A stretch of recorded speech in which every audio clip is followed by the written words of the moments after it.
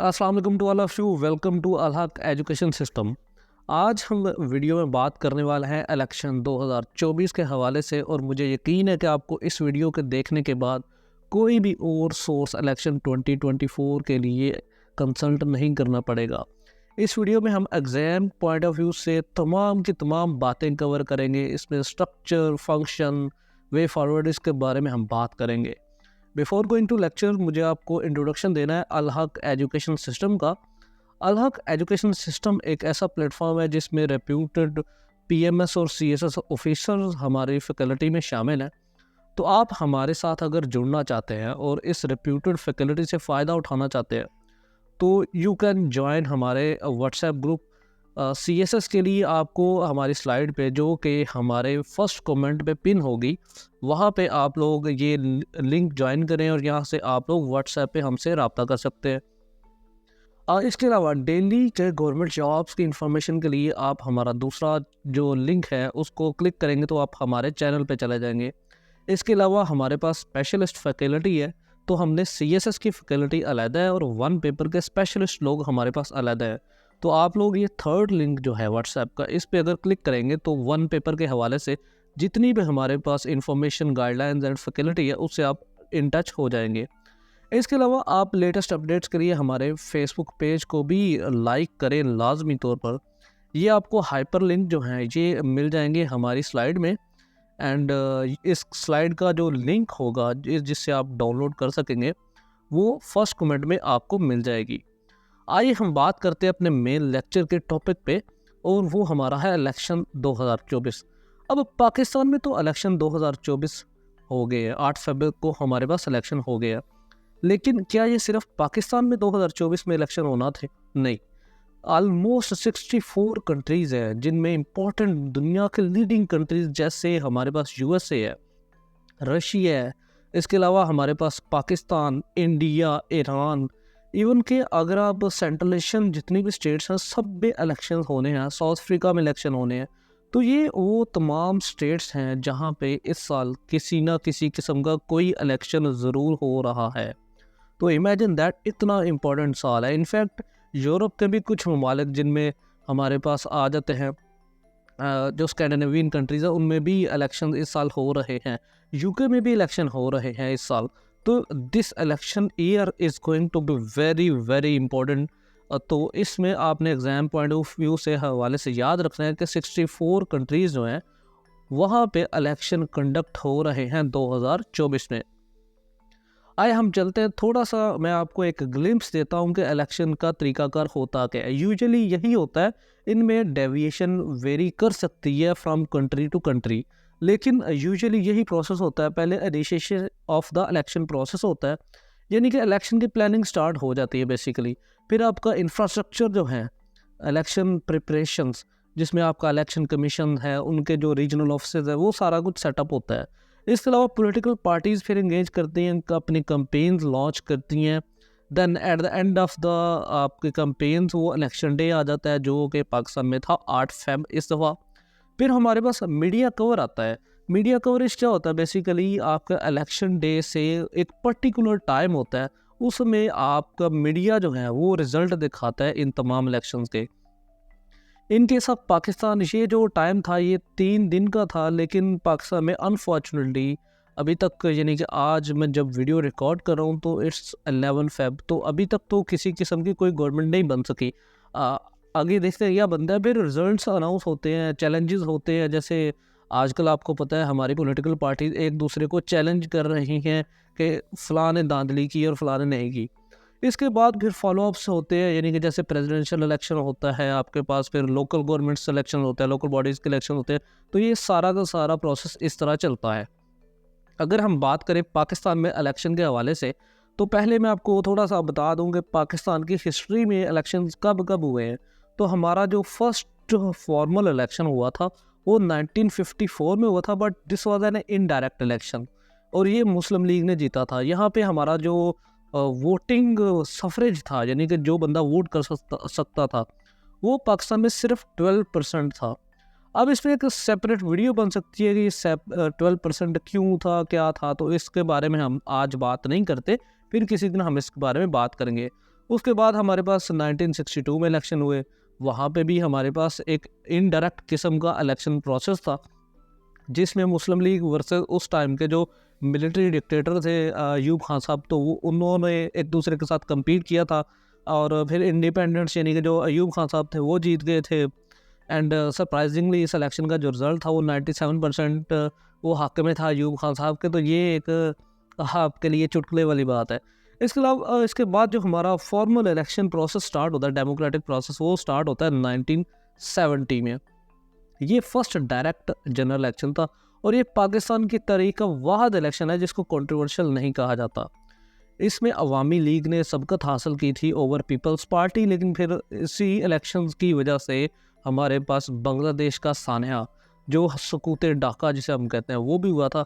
तो this is a long story to cut short. मैं आपको ये बता दूं कि उसके बाद फिर 4 साल बाद हमारे पास 1977 में दोबारा इलेक्शन हुए थे।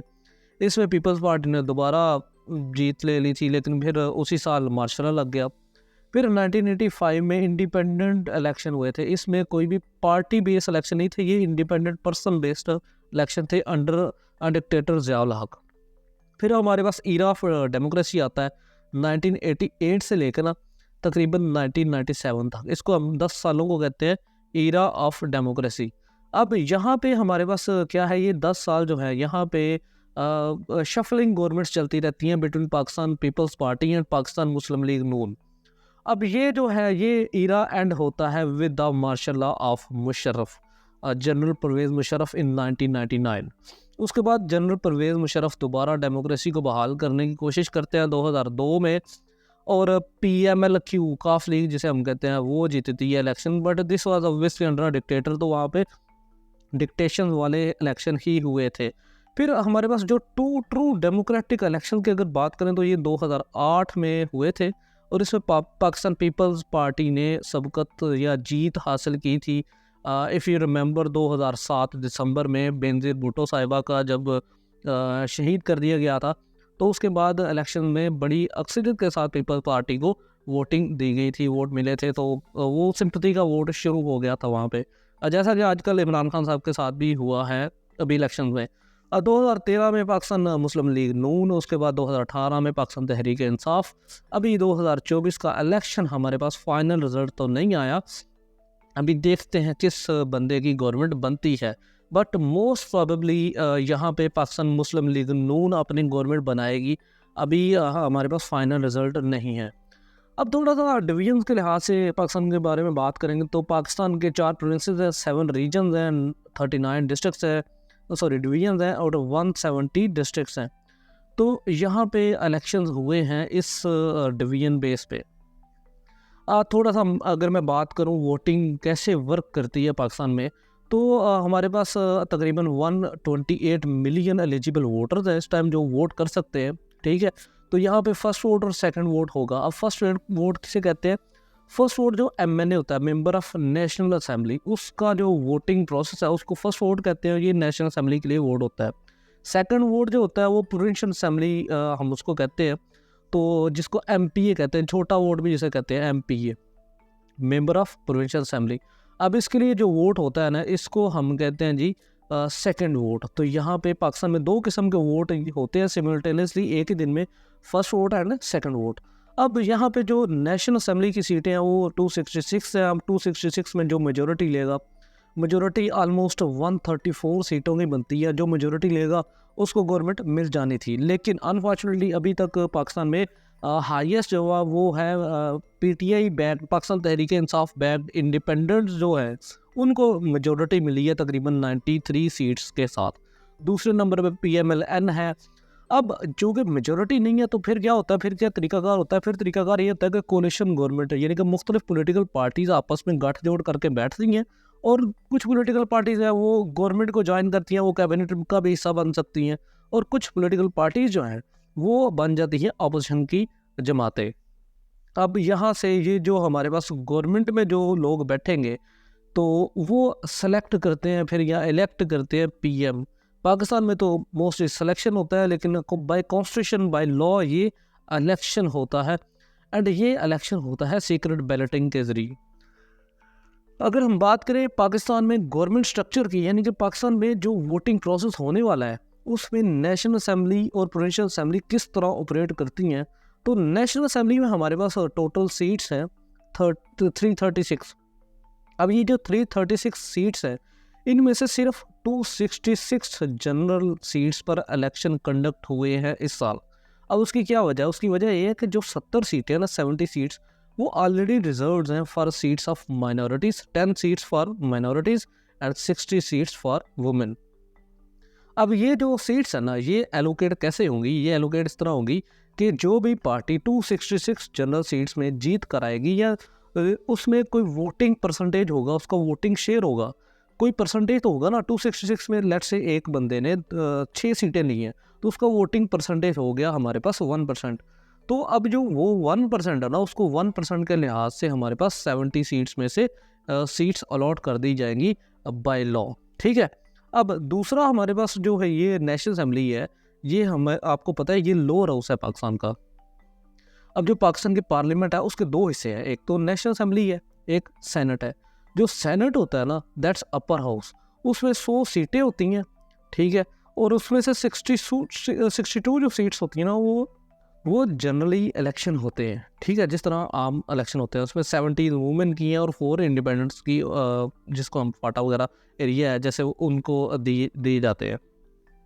पाकिस्तान में जो हमारे पास सीटें डिवाइडेड है, नेशनल असेंबली में मैंने आपको बताया 266 जनरल सीट्स पे इलेक्शन हुए हैं।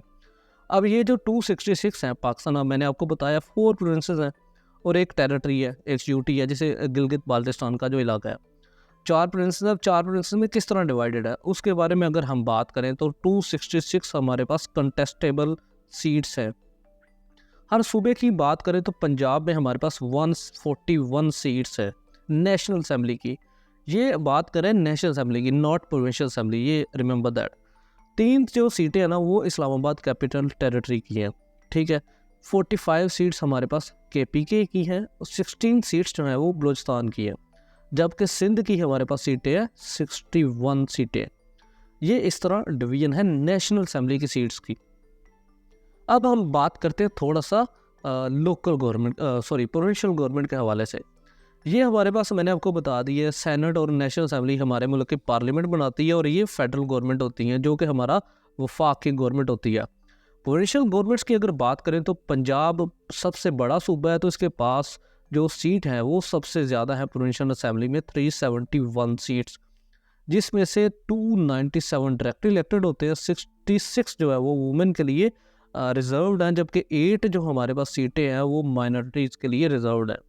इसी तरह सिंध में हमारे पास 168 सीटें हैं प्रोविंशियल असेंबली में और 130 पे इलेक्शन डायरेक्टली होता है।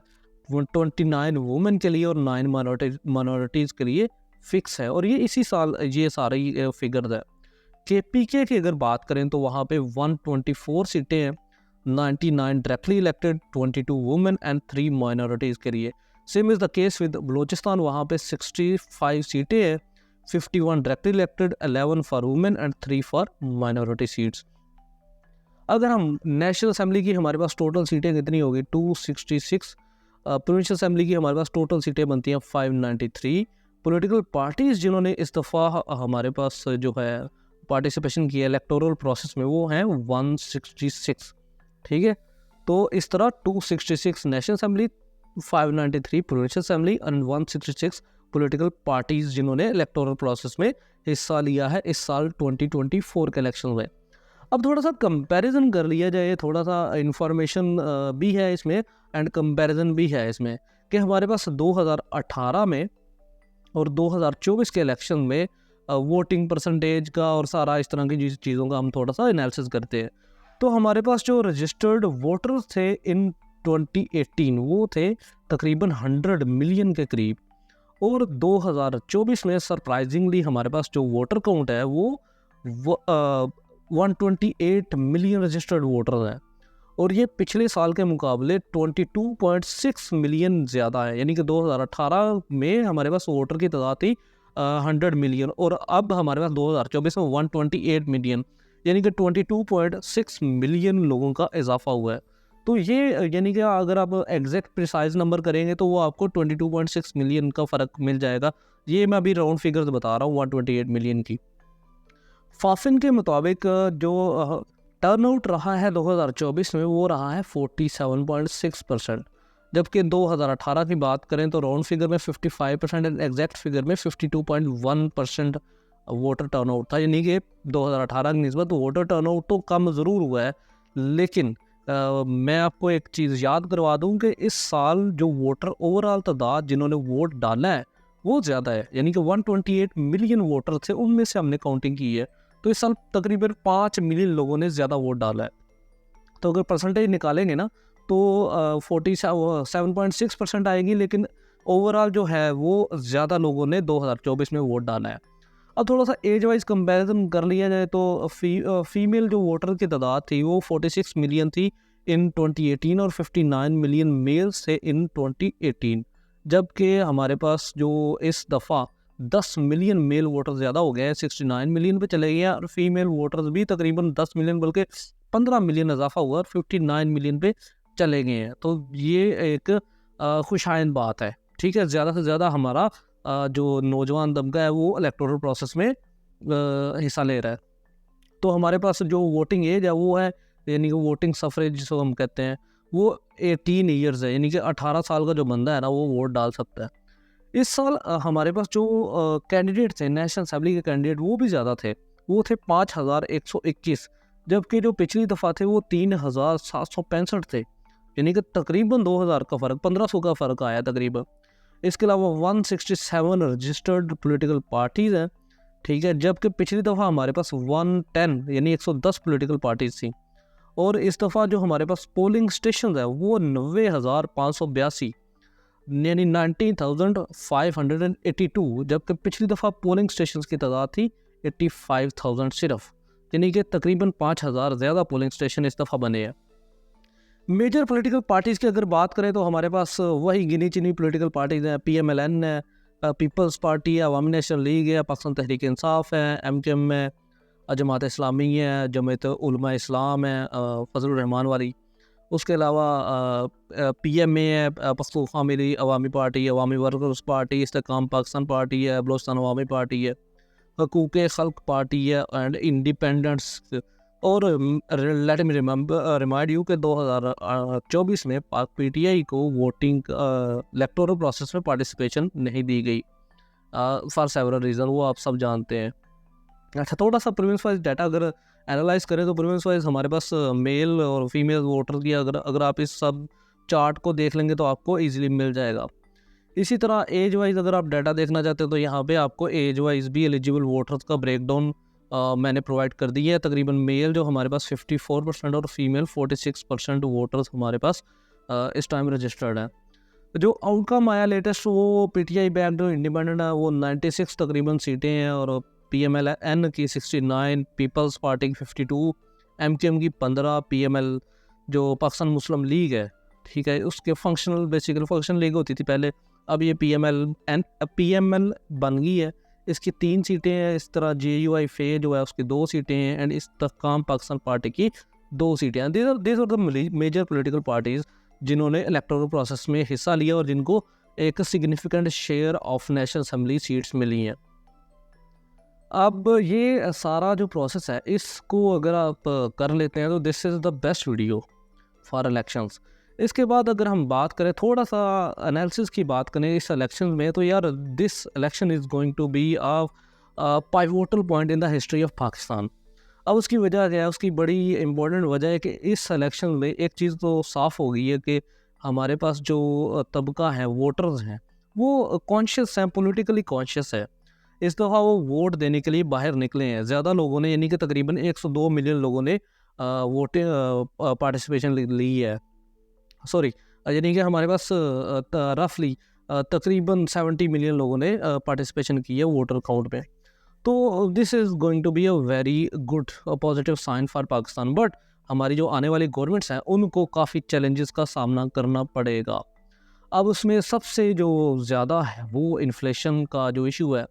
इस वक्त इन्फ्लेशन 35% से ज़्यादा चली गई हुई है पाकिस्तान में, और ये अगर जो पाकिस्तान के रिसेंट इलेक्शन आउटकम है, यहाँ से ऑब्वियसली पॉलिटिकल स्टेबिलिटी एक्सपेक्ट की जा रही है, तो सबसे पहले जो गवर्नमेंट को सबसे बड़ा जो चैलेंज फेस करना पड़ेगा, that is going to be inflation and cost of living. Pakistan में आपको पता है इस टाइम जो पिछले 2 सालों की अगर बात करो, तकरीबन 2 करोड़ बंदा जो है वो पॉवर्टी की लाइन से नीचे चला गया है। तो this is going to be a tough challenge for the upcoming government. Same is the case with के IMF का प्रोग्राम हम किस तरह इसको हैंडल करते हैं, क्योंकि मार्च के महीने में ना जो कमिंग मार्च यानी फब है, तो इससे आगे जो मार्च वाला महीना है, यहाँ पे हमारे पास एक क्रूशल मीटिंग होने वाली है IMF के प्रोग्राम की। अब ये क्रूशल मीटिंग इसलिए भी है कि यहाँ पे पाकिस्तान ने काफ़ी अमाउंट जो है वो डेट में रीपे करनी है। अब यहाँ पे पाकिस्तान के पास एक तो इकोनॉमिक क्राइसिस चल रहा है घर पे, और पाकिस्तान ने डेट में भी वापस करने IMF को पैसे।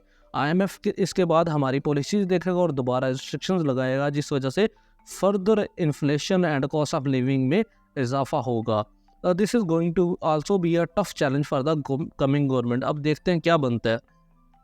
इसके अलावा जो हमारे पास गवर्नमेंट बनेगी, मैंने आपको बताया जो आउटकम्स है वो उसके मुताबिक तो बड़ी वीक कोalition गवर्नमेंट बनने वाली है, क्योंकि जो इमरान खान की पार्टी है उनके जो बैक्ड इंडिपेंडेंट्स हैं वो गवर्नमेंट में अगर नहीं होंगे तो रफली PMLN के पास 70 सीट्स आप कर लें, और PP के पास हमारे पास 50+ सीट्स आई गेस। अब इसके साथ एक दूसरे को ब्लैकमेलिंग वाली सिचुएशन चली जाएगी। अब वो जो भी बंदा हमारे पास थ्रोन पे बैठेगा, जो भी पावर सीट पे बैठेगा, वो फुल पावर एंजॉय ही नहीं कर पाएगा। जब वो फुल पावर एंजॉय नहीं कर पाएगा तो वो किसी भी किस्म का इंडिपेंडेंट जो डिसीजन मेकिंग प्रोसेस है वो इनिशिएट ही नहीं कर सकता। This is going to be a tough one. अब इस चीज़ का जो पॉलिटिकल स्टेबिलिटी का जो इम्पैक्ट होगा वो शेयर मार्केट पे पड़ेगा। फाइनेंशियल मार्केट्स जो हैं हमारे पास, बिजनेसेस हैं, वो जो है वो उनकी प्राइसेस लो चली जाएंगी। वहाँ पे हमारे पास जो सॉवरेन बॉन्ड्स हैं उनकी प्राइसेस में मसला होगा। इस तरह पॉलिटिकल स्टेबिलिटी और इकोनॉमिक जो रिफॉर्म्स हैं, those are going to be a major challenge for the coming government. अब अगर लेजिस्लेशन के प्रोसेस में बात करें, that is also going to be a challenge for the coming government. उसकी वजह ये है कि डिवाइडेड नेशन है हमारे पास, यानी कि डिवाइडेड गवर्नमेंट है, कोलिशन की गवर्नमेंट है। अब वो कॉम्प्लिकेटेड जो हमारे पास गवर्नेंस इश्यूज़ हैं उनको सॉल्व करने के लिए इंडिपेंडेंट डिसीजन मेकिंग की ज़रूरत है। अब वहाँ पे मुमकिन ही नहीं है कि एक पॉलिटिकल पार्टी अपने जो पर्सनल इंटरेस्ट है उनको ओवरकम करके नेशनल इंटरेस्ट में काम करे। तो इस वजह से यहाँ पे जो कोलिशन गवर्नमेंट है that is going to be in a tough situation for the coming days in the situation of legislative challenges.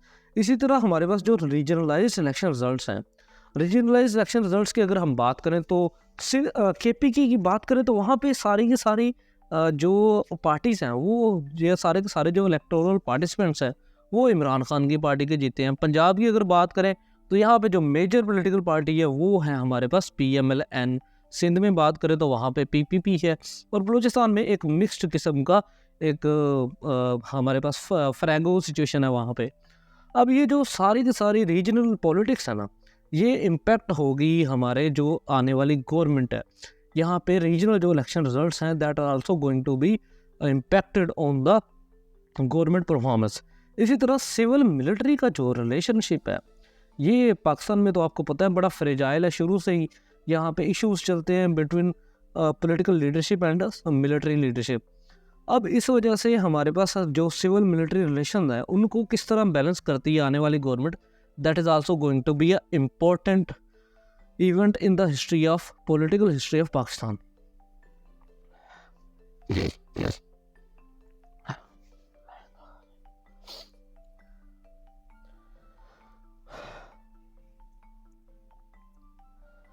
अब पाकिस्तान को बेहतर कैसा बनाया जाए, यानी कि वे फॉरवर्ड क्या होगा इस सब सिचुएशन का, ये सारी की सारी जो कन्वर्म फैलेगी इलेक्शन से बाद, तो इसका क्या हमारे पास।